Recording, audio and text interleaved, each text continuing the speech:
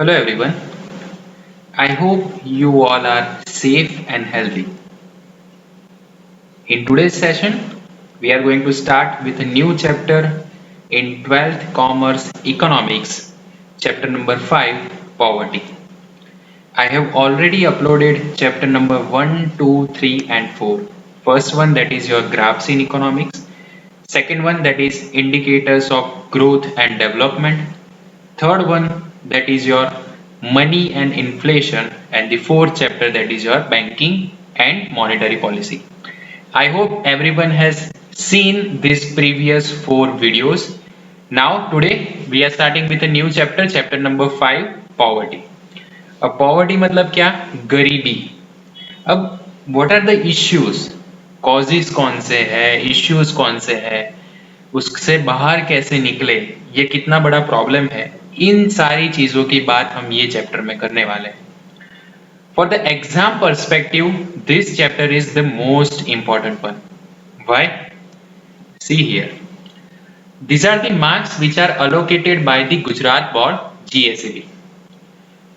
This one is a blueprint of the year 2019-20. ये जो है इस साल की ब्लूप्रिंट नहीं है. अभी सरकार ने कोई भी ऐसा डिसीजन नहीं लिया कि कोर्स कम होगा कि बढ़ेगा, कुछ भी डिसीजन नहीं हुआ. तो हम जो प्रीवियस ईयर की जो ब्लूप्रिंट है उसके हिसाब से अभी ये चीज पढ़ने वाले हैं. कोर्स में जो भी चेंज होगा, तो अगर कोई चेंज हो रहा है तो मैं कमेंट सेक्शन में वो चीज आपको बता दूंगा. पर तब तक आप क्या करोगे, जो पुरानी बोर्ड की आपकी ब्लूप्रिंट है 2019-20 उसको फॉलो करो.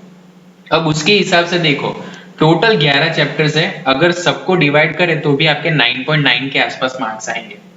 तो ये चैप्टर जो है वो आपको 10 मार्क्स दिला सकता है. सिर्फ एक चैप्टर करो, सीधा आपके 10 मार्क्स आपके हाथ में आ जाएंगे.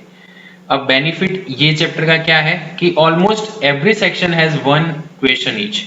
जैसे कि देख लो, section number A, that means for MCQ, one question, you are going to get 1 mark.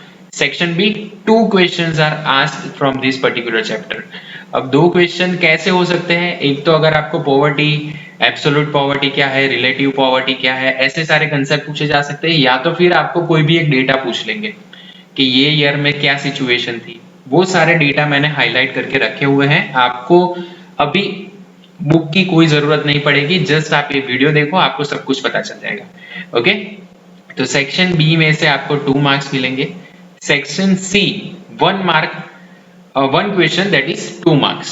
Okay, इसमें आपको कोई एक स्टेटमेंट पूछ लेंगे कि कोई एक है कि मेडिकल फैसिलिटी क्या इम्पैक्ट करती है पॉवर्टी पे. ऐसे सारे स्टेटमेंट्स आते हैं, इसके लिए आपको थोरो रीडिंग करना पड़ेगा.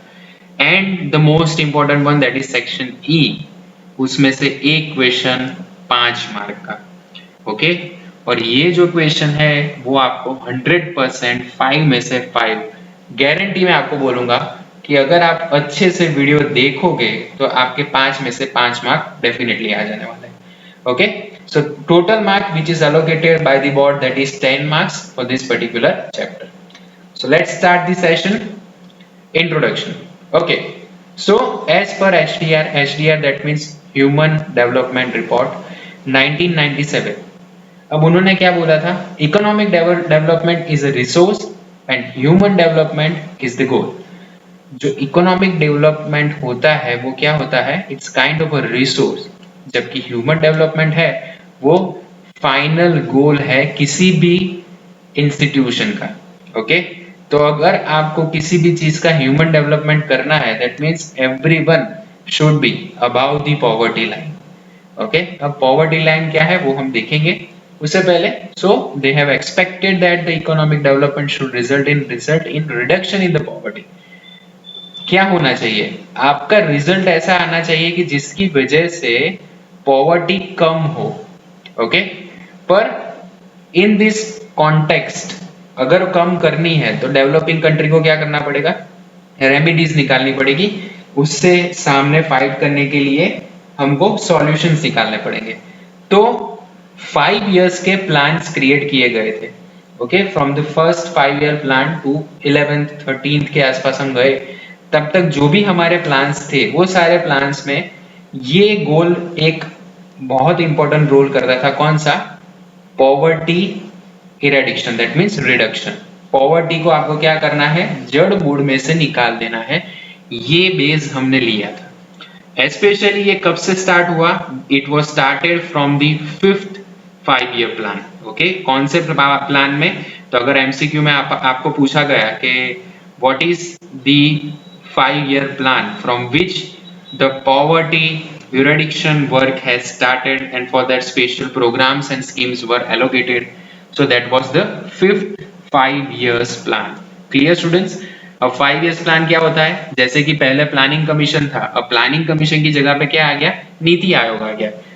ओके, तो जो प्लानिंग कमीशन था वो क्या करता था, हर 5 years के हिसाब से थोड़े प्लान्स डिसाइड करता था, उसके अलोकेशन के हिसाब से आप नई नई स्कीम्स और सब कुछ लॉन्च करते थे, और उनका एक प्रायोरिटी सेक्टर होता था कि जिसके अंदर वो डेवलपमेंट करना चाहते हैं। जैसे कि कोई बार अगर एग्रीकल्चर ले लिया, फिर नेक्स्ट टाइम उन्होंने लिया तो एग्रीकल्चर के साथ साथ इंडस्ट्रियल ग्रोथ के लिए कुछ काम कर रहे हैं, फिर इंडस्ट्रियल के साथ सर्विस सेक्टर के लिए काम कर रहे हैं। फिर ऐसे छोटे छोटे गोल्स रहते थे कि जैसे कि पॉवर्टी को कम करना है, एम्प्लॉयमेंट को बढ़ाना है, अनएम्प्लॉयमेंट को कम करना है, ये सारे गोल्स वो डिसाइड करते थे। That was decided in the 5 years plan. तो पॉवर्टी इरेडिक्शन का जब से प्लान आया वो कब से आया, from the 5th 5 years plan. Clear students? Okay, तो अब हम थोड़ा आगे बढ़ेंगे। A situation where a major portion of a population cannot even satisfy their minimum requirement is said to be poor। अब आदमी को पुअर कब कहा जाएगा, जब वो अपनी एक मिनिमम रिक्वायरमेंट भी सेटिस्फाई ना कर सके, तभी उसको क्या कहा जाएगा, उसको पुअर कहा जाएगा। Okay, and the concept is a larger one when it is compared to the population. Okay, जैसे कि आप देखो तो इंडिया में पॉपुलेशन कितनी है, as per the last census 2011 it was 121 crore. अब इतना एस्टिमेट लगाया जाता है कि 139 करोड़ के प्लस हमारी पॉपुलेशन है। तो ऐसे लोग जो अपना स्टैंडर्ड ऑफ लिविंग अचीव नहीं कर सकते, मिनिमम रिक्वायरमेंट पे पहुंच नहीं सकते, so that is called as wide spread poverty. अब वाइड स्प्रेड पॉवर्टी जो है हमारी पॉवर्टी, उसको हमने दो टाइप में डिवाइड किया है। It has two different parts, one that is traditional meaning of poverty and second is a modern meaning of poverty. Okay, what is the traditional meaning of poverty? या तो आप traditional meaning of poverty बोलो, या तो फिर आप income poverty भी बोल सकते हो। कौन सा? Income poverty. सेकंड क्या है? मॉडर्न मीनिंग ऑफ पॉवर्टी और the non income poverty. Okay, अब ट्रेडिशनल में क्या होगा, इसमें एक ट्रेडिशनल वे में on the basis of income दिखाया गया होगा कि आदमी गरीब है। क्लियर? पर जो मॉडर्न मीनिंग होगा उसमें क्या होगा, नॉन इनकम पॉवर्टी को भी कंसीडर किया गया होगा। जैसे कि अगर पुअर है तो सही है, पर पुअर कैसे है, कौन कौन से स्टैंडर्ड के हिसाब से वो पुअर है, वो सारी चीजें यहाँ पे देखी गई है। तो यहाँ पे कौन कौन सी चीजें इंपॉर्टेंट है? First one, what is called as poor, तो ये रहा यहाँ पे, a situation where a major portion of population cannot even satisfy their minimum requirement are said to be poor।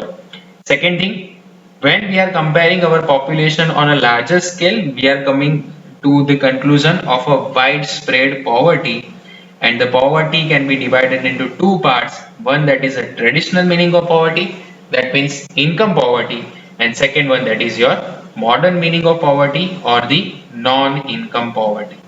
Clear? अब यहाँ पे थोड़ा आगे जाएंगे। Now what is the meaning of income definition of poverty? Okay, a certain normative minimum level of per capita consumption expenditure required to ascertain the minimum basic needs and services is called as a poverty line। जैसे कि हमारे यहाँ poor किसको कहा जाएगा? जो एक poverty line के नीचे होगा। ओके, अगर हमने एक लाइन डिसाइड कर दी, वो लाइन के अगर वो नीचे है तो उसे पुअर कहा जाएगा। पर पुअर कौन से बेसिस पे कहा जाएगा?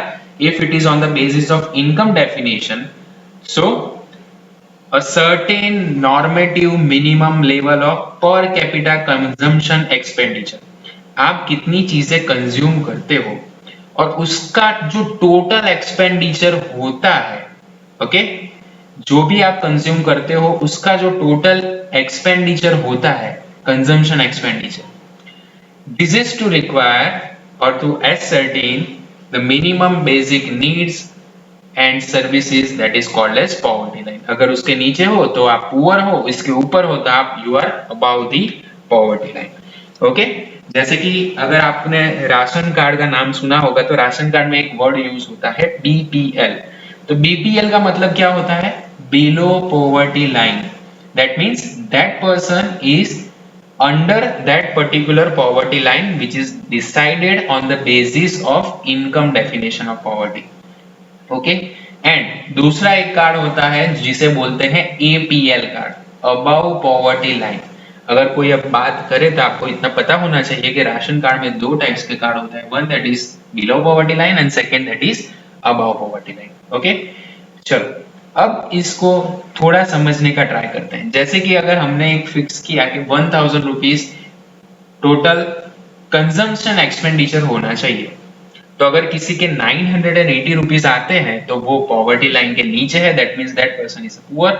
पर अगर किसी के 1020 रुपीज आते हैं तो he is above the poverty line.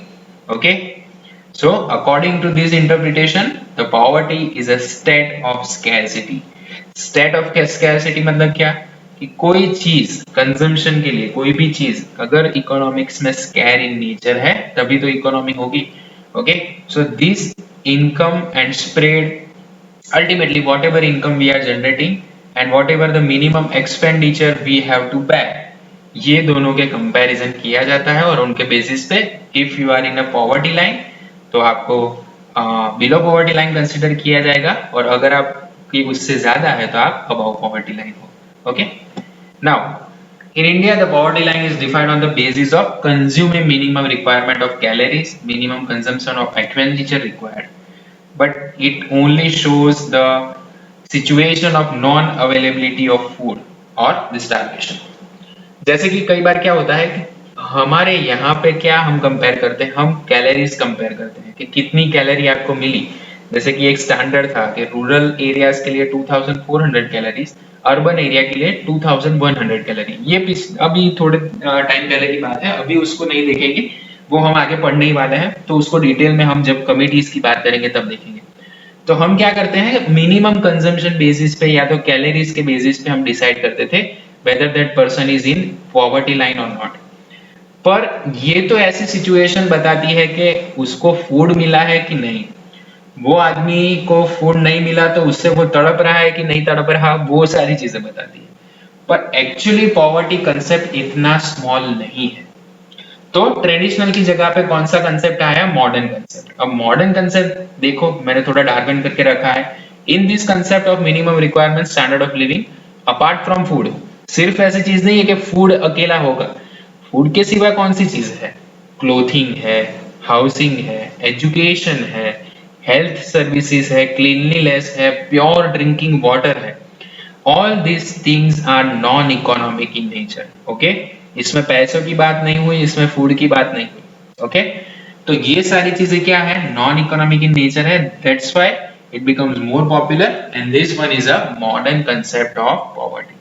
तो आपको पिछली स्लाइड में क्या याद रखना है? Traditional, that is income definition of poverty, and second one this one non economic poverty और the modern concept of poverty. Modern concept में क्या क्या था? Apart from food we are including clothing, housing, education, health services, cleanliness, pure drinking water, these all services are also included in it। okay, next one that is UNDP। okay, so in collaboration of all these things, UNDP, that means United Nations Development Program, with consent to, इन्होंने किसके साथ काम करके ये report बनाया? HDI के साथ, human development index, and second one that is HPI, human poverty index. ये दोनों इंडेक्स अगर आपको याद हो तो HDI के रिलेटेड डिटेल में हमने पढ़ा है चैप्टर नंबर 2 में। Okay, indicators of growth and development में HDI कंसेप्ट पढ़ा था, और लास्ट अगर आपको लाइन याद हो तो हमने HPI भी देखा था, जहां पे हमने 8 डिफरेंट स्टैंडर्ड देखे थे। तो ये 8 स्टैंडर्ड में से एक ये भी था HPI, that means human poverty index. ये दोनों के साथ और UNDP, तीनों ने साथ में मिलके क्या पैरामीटर्स निकाले? 3 पैरामीटर्स निकाले। कौन कौन से? First one that is your knowledge, second is your health and third one that is your standard of living. अब नॉलेज मतलब क्या, what is your literacy rate. जैसे कि इंडिया का अभी देखो तो लिटरेसी रेट कितना है, 74% के आसपास है। अगर स्टेट के बारे में आपको बताऊं तो केरला है, that is on the first position with 93 और 94%। और कई ऐसे स्टेट है जिसका 59 भी है, जैसे कि पंजाब है तो 59% के आसपास ही है।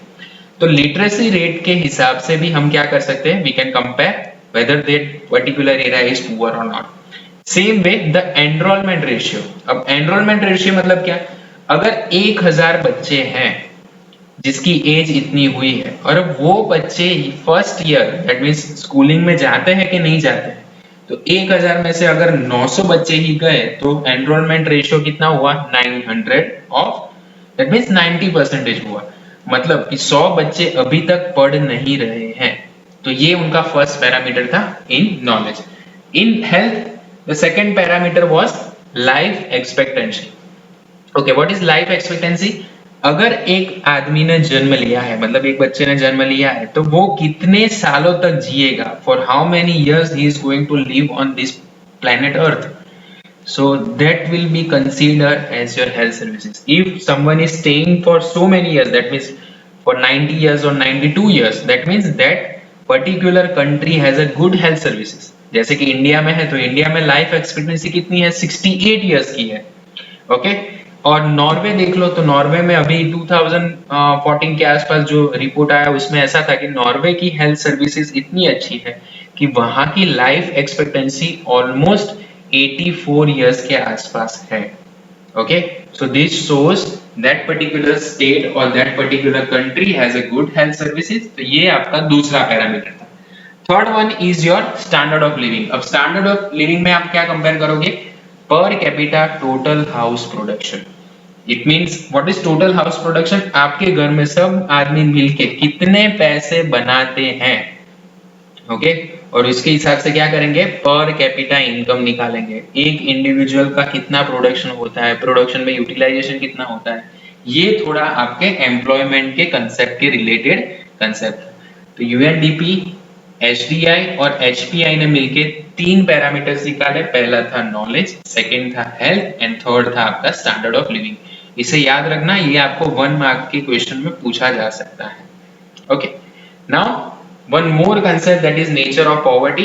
In this particular session we are going to discuss 2 things, one that is the introduction and the poverty, and here the nature of poverty. Okay, तो nature of poverty को देखो तो हमने poverty को clearly 2 चीजों में divide किया है, one that is absolute poverty and second one that is relative poverty.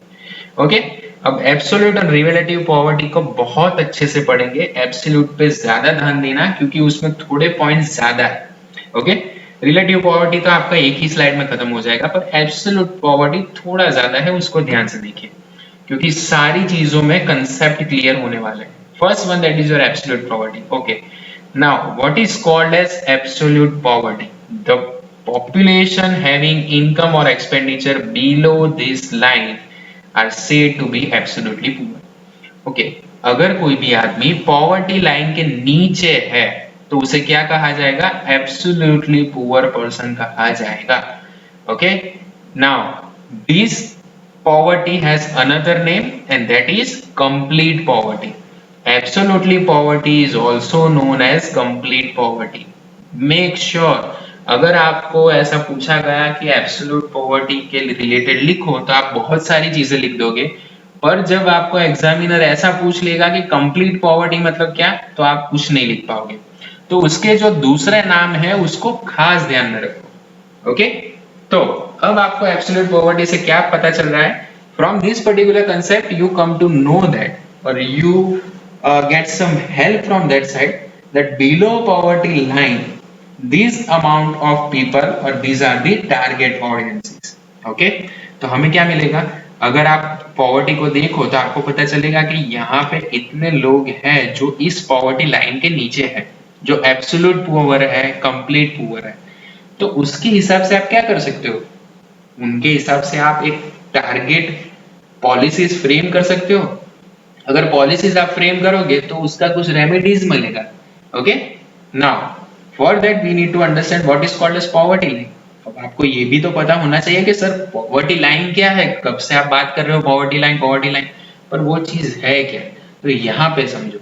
अब एब्सोल्यूट पॉवर्टी में आपने मिनिमम कंजम्पशन की बात की थी, the expenditure which we require to fulfil our minimum physical amount of calories, pulses, milk, butter, ये सारी चीजों का क्यूमुलेटिव करो, तो at the end what we are going to get, तो हमें एक कंक्लूजन पे आना था। तो इन्होंने एक कमिटी बनाई और कमिटी के हिसाब से एक डेफिनेशन बनी।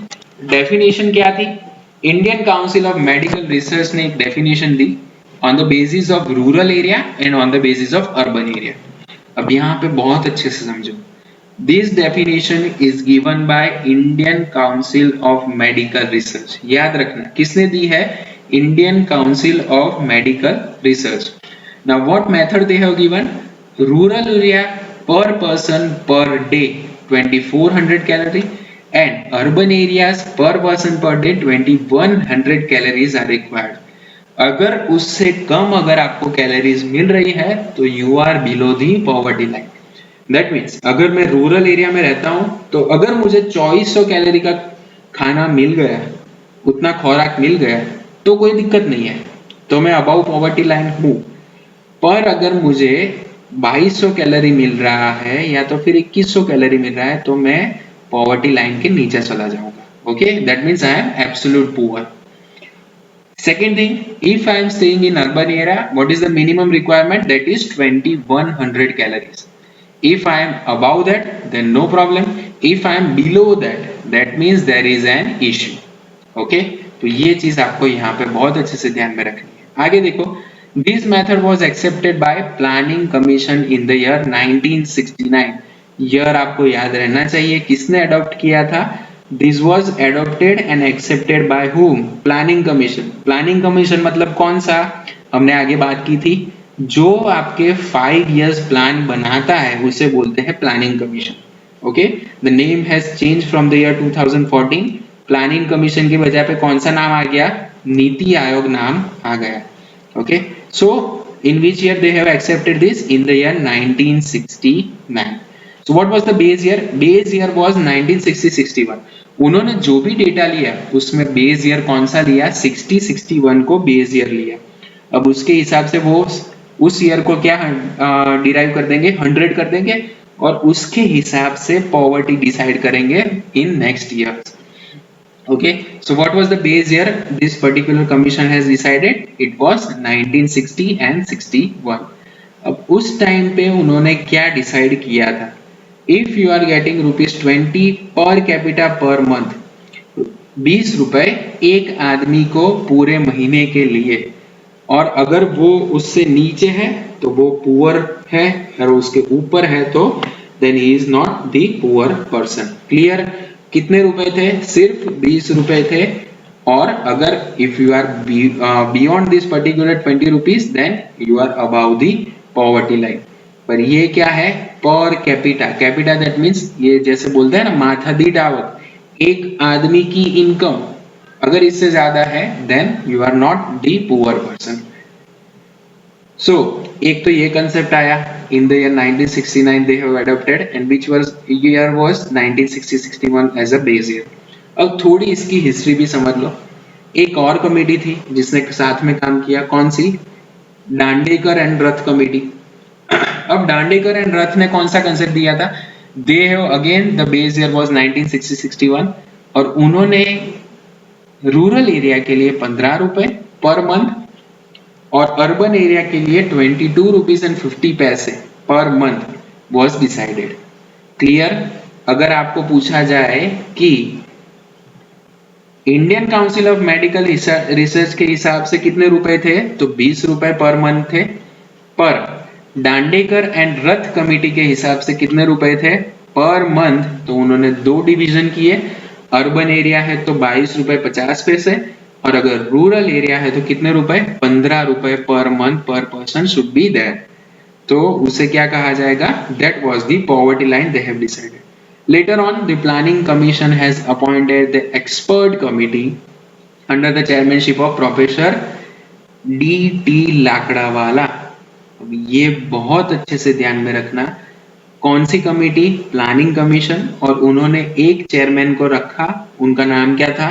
डी लाकड़ावाला, और उन्होंने 1993 में हमें पॉवर्टी के रिलेटेड नया कंसेप्ट दिया। उन्होंने कौन सा बेस ईयर रखा? He has made the base year 1973 and 74।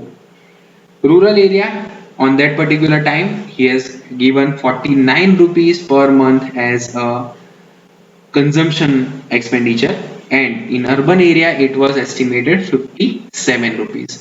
Okay, तो पुअर अगर आप रूरल एरिया में हो तो 49 से अगर नीचे हो तो आप पॉवर्टी लाइन में आते हो, या तो फिर अर्बन एरिया में हो तो 57 से अगर नीचे हो तो आप कौन सी लाइन में आ जाओगे? पॉवर्टी लाइन में। और ये साले कौन से कंजम्पशन होंगे?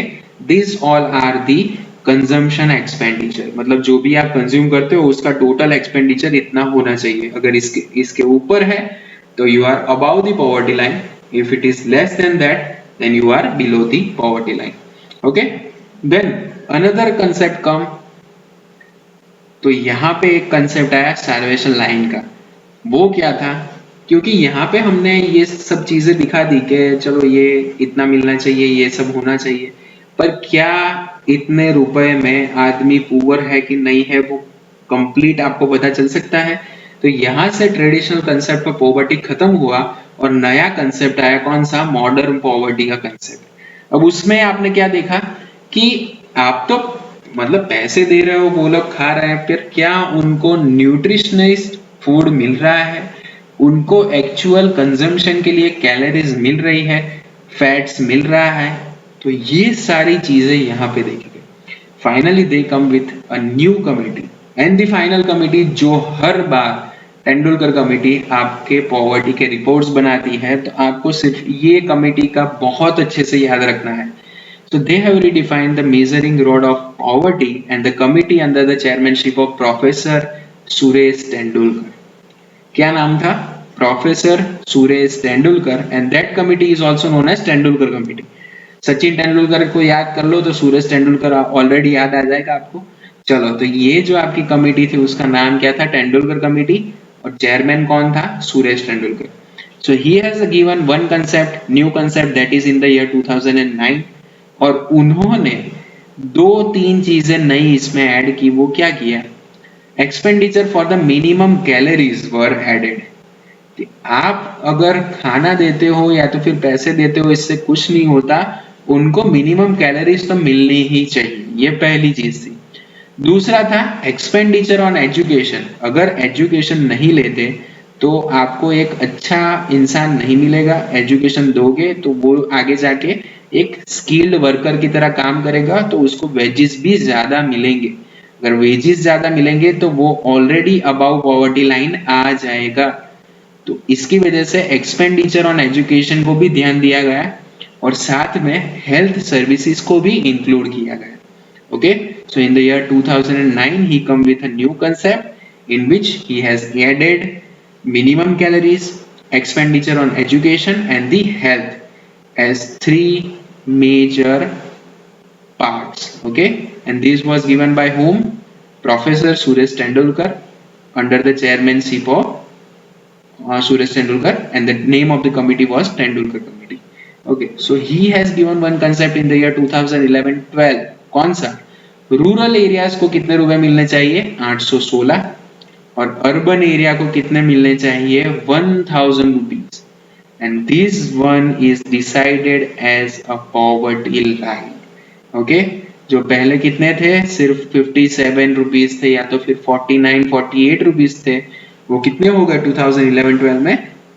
816 रुपीज, और अर्बन एरिया में हो गए 1000 rupees. On this basis we have decided our poverty line. Then finally ये तो चलो हमने इंडिया में कंपेयर कर लिया, पर अगर आपको ये चीजें इंटरनेशनल लेवल पे कंपेयर करनी हो तो इसका कैसे कैलकुलेशन करेंगे? So when we are talking about the international level we have to take universal currency. तो हमने क्या किया? पूरा उसको डिनोमिनेशन का चेंज करके रुपीस की जगह पे डॉलर्स में कन्वर्ट कर दिया। तो यहाँ पे देखो कौन कौन सी चीजें कंसिडर की है। So cost of resources consumed by an average adult are considered over here. अगर कोई एक एवरेज एडल्ट है तो वो कितनी चीजें मिनिमम उसके कंजम्पशन में लेगा, इसके बेसिस पे हमने डिसाइड किया। Okay, now the poverty line is based on the purchasing power parity. That means अगर आप 1 रुपए लेके जाते हो यूएस में और अगर आप 1 रुपए लेके आते हो इंडिया में, तो दोनों की क्या परचेस पावर पैरिटी सेम होगी? नहीं होगी। तो अगर 1 रुपए की वहां के $1 है, तो यहाँ के 72 रुपीज उसकी परचेसिंग पावर पैरिटी होती है। तो उसके हिसाब से हमने यूनिवर्सली एक चीज एडॉप्ट की in the year 2005, that is $1.25 should be there for per day. Okay, एक डे का कितना होना चाहिए? एवरेज एडल्ट का $1.25 होना चाहिए। पहले in the year 1990 it was only $1, and finally it has changed in the year 2015 to $1.90 per day. This was the normal consumption by an adult. ये डिसाइड हुआ, तो आपको कौन सा याद रखना है? जब 1990 में स्टार्ट हुआ था तो $1 था, फिर 2005 में चेंज करके $1.25 किया गया, और उसके बाद फाइनली कितना किया गया? In the year 2015 it was decided and adopted $1.90 as per day consumption. Okay, then these are the measurement of absolute poverty in India. अब NSSO national sample survey organisation, ये नाम आपने अगर फर्स्ट चैप्टर को ठीक से पढ़ा होगा तो आपने वहीं पे देखा था जब हम डेटा सीरीज की बात करते थे। तो डेटा सीरीज में एक ये ऑर्गेनाइजेशन भी अपनी डेटा सीरीज बनाता है। वो कौन सी है? National sample survey of organisation NSSO। So उन्होंने और तेंदुलकर कमिटी ने सब कुछ मैक्सिमाइजली वर्क करके एक एक्सपेंडिचर निकाला, और वो डेटा के हिसाब से अगर आप देखो तो यहाँ पे measurement of poverty in India, India में कितनी पॉवर्टी पहले थी और अब कितनी है। तो यहाँ पे देखो, पहले टोटल पॉवर्टी हमारे यहाँ पे थी 37% इन the year 2004-05, which has reduced to 21.9%। कितना हो गया? पहले 37 था, अब 21.9% हो गया। कितने साल में? 2011-12 में। And this was the report of economics survey 2015-16। Okay, rural area में अभी कितना है? 25% है, और अर्बन एरिया में कितना है? 13.7%। यहाँ पे आपको डेटा थोड़े याद करने पड़ेंगे। कौन सा? National sample survey of organisation using the joint family expenditure data, Tendulkar committee has estimated the total poverty in the year 2011-12 in India was, और यहाँ पे क्वेश्चन मार्क रख दे कि कितना होगा, तो आपका आंसर होना चाहिए 21.9। Previously it was how much? It was 37.2। अगर कोई ऐसा क्वेश्चनर भी आ जाए, कोई एक अच्छा एग्जामिनर आए, तो वो ऐसा भी पूछ सकता है कि पहले जो रूरल एरिया में थी वो 41% थी, तो उससे कम हुई कि बढ़ी? तो आपको क्या लिखना है? कम हुई। सेम वे टोटल जो आपका था वो कम हुआ कि बढ़ा? So it is increase, the poverty line has increase और decrease, so it has decreased. Okay, then here is the state wise magnitude. अब इन्होंने क्या किया? कितने लोग जो है आपके स्टेट की पॉपुलेशन के हिसाब से, जो लोग बिलो पॉवर्टी लाइन है, तो यहाँ पे सबसे ज्यादा कंसेंट आपको देना पड़ेगा। वो कौन से ईयर में देना पड़ेगा? जिसका 30-40% के हिसाब से है इन द ईयर 2011-12। तो 30-40% के हिसाब से अगर है, तो दैट मीन्स उस पर्टिकुलर स्टेट का डेवलपमेंट की जरूरत ज्यादा है, पर हमें उतना ध्यान नहीं देना है। इसमें एक ही डेटा आपके काम का है कि गुजरात में क्या है। तो गुजरात का देखो तो आपको 10-20% का सिनेरियो मिलेगा। So as per the economic survey 2015-16, the state-wise magnitude of poverty in India, that was 10-20% for Gujarat state. Okay, हमने किसकी बात की? सिर्फ गुजरात स्टेट की बात की। तो हमारे यहाँ 10% से लेके 20% तक के लोग पॉवर्टी लाइन के अंडर रह रहे हैं, ये इसका मतलब होता है। Okay, so that was about absolute poverty. Now here is the concept related to relative poverty. Now what is relative poverty? अब यहाँ पे हम क्या करेंगे? Society is divided into different income groups and unequal distribution of income is studied. यहाँ पे हम क्या करेंगे, कोई भी ग्रुप बना देंगे और ग्रुप की इनकम के हिसाब से इनकम इनइक्वालिटी, ये सारी चीजें हम यहाँ पे फाइंड करेंगे. So finally what we are going to get from this will help you to get the level of income inequality among the different class of people. आपको पता चलेगा कि अलग अलग लोगों में कितनी इनकम, वो जो इनइक्वालिटी है वो यहाँ से आपको पता चलेगा. तो यहाँ पे एक हाइपोथेटिकल एग्जांपल लिया है कि जैसे कि 5 ग्रुप लिए हैं, तो 5 ग्रुप में अलग अलग इनकम है. तो इनकम इन ग्रुप 1 0 से 30,000 के तक, 30 से 1 लाख, 1 लाख से 3 लाख, 3 लाख से 10 लाख, 10 लाख है ना अबाउट. तो ये जो लोग हैं उनको अलग अलग ग्रुप्स के हिसाब से आपने क्या किया, डिवाइड किया और उनको उस लाइन में रखा. तो यहाँ से आपको पता चलेगा कि एक्चुअल इनइक्वालिटी इनकम की है कि नहीं है. Okay, so this concept is related to this. तो प्रीवियस ईयर में मैंने एक यूनिट टेस्ट लिया था स्कूल में, तो उसमें एक क्वेश्चन पूछा था कि what kind of taste or what kind of formation of income or tables will help you to find out the relative poverty. तो उसका आंसर क्या होता है, to measure the relative poverty or income inequality, generally we are forming a group of income plus with that Lorentz curve and Gini coefficient is used to find it out. Okay, तो ये एक आपका 1 marks का question हो सकता है अगर आपका पेपर टफ निकले. ओके, तो ये सारी चीजें थोड़ी थोड़ी आपको ध्यान रखनी पड़ेगी. यहाँ पे हमने आज के सेशन में कौन सी चीज करी, इंट्रोडक्शन टू पॉवर्टी किया, फिर पॉवर्टी लाइन का थोड़ा कंसेप्ट समझा, and then the most important point that is nature of poverty, in which absolute poverty और रिलेटिव पॉवर्टी दोनों कंसेप्ट यहाँ पे समझे. आज के लिए बस इतना ही. आप चैनल पे रहिए, चैनल पे सारी चीजें देखते रहिए, और आई गारंटी यू अगर आप वीडियो स्टार्टिंग से लेके एंड तक देखते हो तो आपको कोई भी दिक्कत एग्जाम में नहीं आने वाली. That's all for today. Thank you so much. जय हिंद.